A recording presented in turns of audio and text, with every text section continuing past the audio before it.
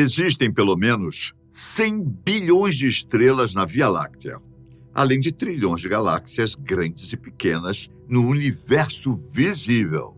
Dessa forma, será que estamos realmente sozinhos no universo? Hoje, graças ao satélite Kepler, sabemos que, de fato, considerando apenas a nossa galáxia, existem bilhões e bilhões de planetas rochosos orbitando estrelas semelhantes ao Sol. Segundo o grande astrônomo e divulgador Carl Sagan, criador da mítica série Cosmos, se a vida pôde se desenvolver em nosso planeta, ela deveria ser comum em outras partes do universo. No entanto, existe um contraponto a esse princípio, a chamada hipótese de terra rara, que condiz com o argumento de que o surgimento da vida inteligente na Terra pode ter ocorrido em razão de uma série de coincidências, tanto astronômicas como geológicas, algo difícil de se repetir. Nosso sistema solar é composto de 4 planetas internos, todos eles rochosos, e 4 externos, bolas gigantes de gás rodeadas de anéis. No meio, há um cinturão de asteroides. Esta configuração é muito estranha. A maior parte dos milhares de sistemas planetários observados até o momento possui planetas de tamanhos semelhantes entre si, com raios maiores que os da Terra, mas menores que os dos gigantes gasosos. Esses planetas, geralmente, estão em órbitas muito mais próximas do Sol do que Júpiter e seus companheiros. O fato é que não está claro como chegamos a ter planetas tão pequenos por um lado e tão grandes por outro, nem como o sistema solar se expandiu tanto. Uma teoria chamada de a Grande Travessia afirma que Júpiter, que foi o primeiro planeta gigante a se formar, começou a se mover em direção ao Sol, assim como ocorre com outros sistemas solares que têm gigantes gasosos em órbitas próximas. Saturno, que se formou um pouco mais devagar, fez o mesmo um pouquinho mais tarde, mas muito mais rápido que Júpiter. Acredita-se que, naquele momento, a cada 2 voltas de Júpiter e 3 de Saturno, os planetas estavam alinhados.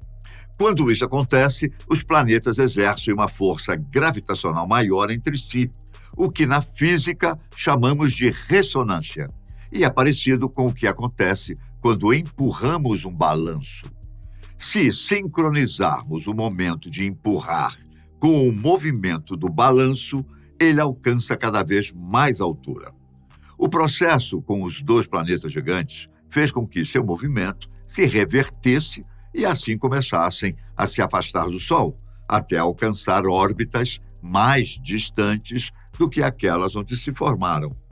Essas migrações, obviamente, alteraram as órbitas dos planetas internos, até chegarem à configuração atual. Essa jornada talvez não tenha afetado apenas o alinhamento dos planetas, pois também poderia explicar a origem da água na Terra.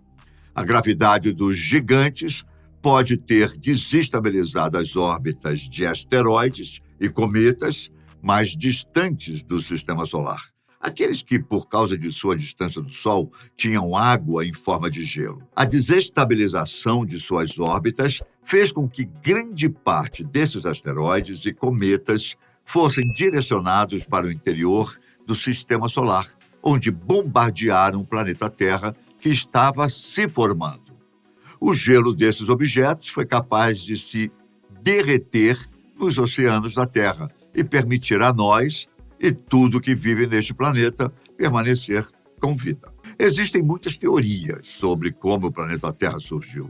Uma delas, a panspermia, afirma que um meteoro repleto de micro-organismos atingiu nosso solo e, a partir daí, foi iniciada a evolução das espécies. Com as descobertas recentes, essa teoria ganhou mais força, já que os cientistas provaram que os fragmentos do meteoro que atingiu o Sri Lanka, país do sul da Índia, em 2012, possivelmente eram provenientes de outro planeta. Nas primeiras análises microscópicas, os cientistas identificaram a presença de microalgas silicosas, também conhecidas como diatomáceas. Posteriormente, pesquisadores europeus comprovaram se tratar de um meteorito extraterrestre e que existiam estruturas biológicas fossilizadas nos seus fragmentos. Durante as pesquisas, algumas hipóteses surgiram, como a possibilidade desses fragmentos poderem não se tratar de fósseis de natureza biológica, mas apenas se assimilar com formas biológicas. Portanto, hoje vamos discutir sobre por que encontrar fósseis em outro planeta, ou até mesmo no nosso, com origens intergalácticas ou extraterrestres, poderia ser a pior notícia para as nossas vidas. Vamos voltar ao passado para responder essas questões. Tudo começou em 1950, porém, infelizmente, essa conversa ficou conhecida apenas através de terceiros.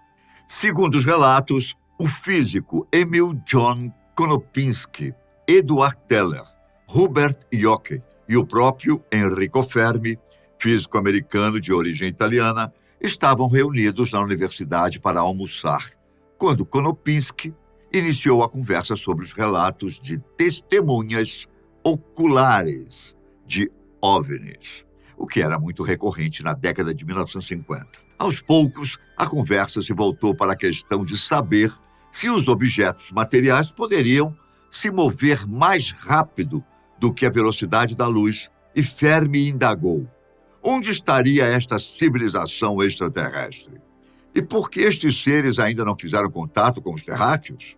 Bom, com nossos programas de televisão, rádio, satélites e sofisticadas engenharias de automação, temos enviado vários sinais para o espaço há várias décadas.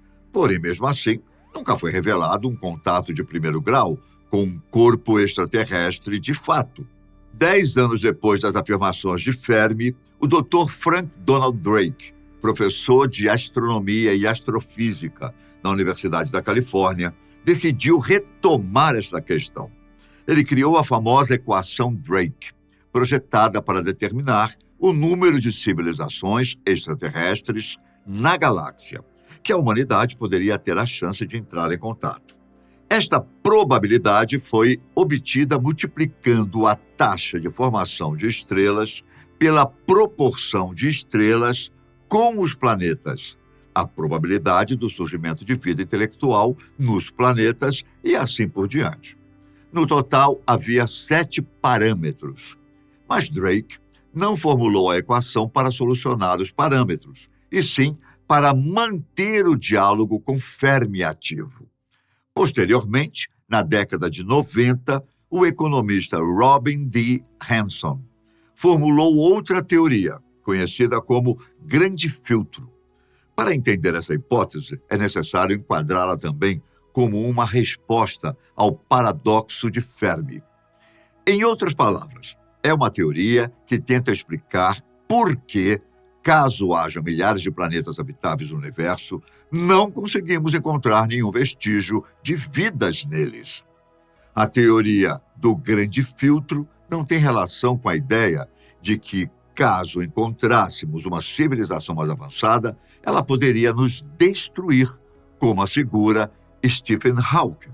Tem a ver com algo muito mais sinistro. Uma força destrutível inevitável que eliminaria todas as civilizações existentes e para a qual estaríamos indo de forma irremediável.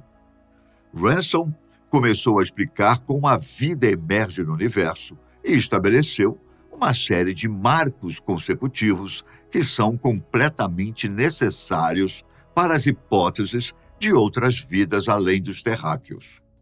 A formação de um sistema estelar adequado com planetas potencialmente habitáveis. A existência de moléculas adequadas para iniciar a vida e seu desdobramento para a vida multicelular. O surgimento de animais com grandes cérebros usando artefatos. Além do marco consecutivo das primeiras tentativas de exploração em outros planetas. No caso, o que estamos vivendo hoje com a tecnologia da Terra. E, por último, a explosão da colonização. Tudo isso orientava o pensamento de Hanson sobre os marcos de uma civilização extraterrestre. Hanson explica que, caso não consigamos encontrar vida de qualquer tipo no universo, é porque em algumas dessas fases existe um filtro que é praticamente impossível de superar, que destrói a possibilidade de chegar mais longe em termos evolutivos. A questão é: que filtro é esse? Por enquanto, o fato de não termos encontrado nenhum vestígio de vida no universo suporta a ideia de que nosso caso é incrivelmente especial. Talvez o desenvolvimento de cérebros capazes de usar artefatos e dar origem a uma civilização seja um evento incrivelmente raro. Seja o que for, passamos pelo filtro da existência e poderíamos nos considerar a exceção que confirma a regra, um pequeno milagre no universo. Se permanecermos sozinhos, significará que somos os primeiros a ter passado o grande filtro. Bom, porém, caso contrário, se encontrarmos sinais de vida intergaláctica, significará que o que conseguimos é muito mais comum do que parece. E o pior, quanto mais inteligente e avançada a vida que encontrarmos for, pior será a notícia, porque isso significará que, seja qual for o filtro em que a maioria das civilizações, como a nossa, perecem, poderíamos nós ainda não ter passado por ele. Pode ser, por exemplo, uma mudança no planeta que alcance um limite insustentável, como armas nucleares, nanotecnologia ou inteligência artificial. Se encontrarmos vida inteligente, poderemos atestar que o grande filtro ainda está por vir e que o pior para nossa civilização ainda não chegou. O que você acha, hein? Escreva aqui para mim. Um grande abraço. Até mais. Tchau.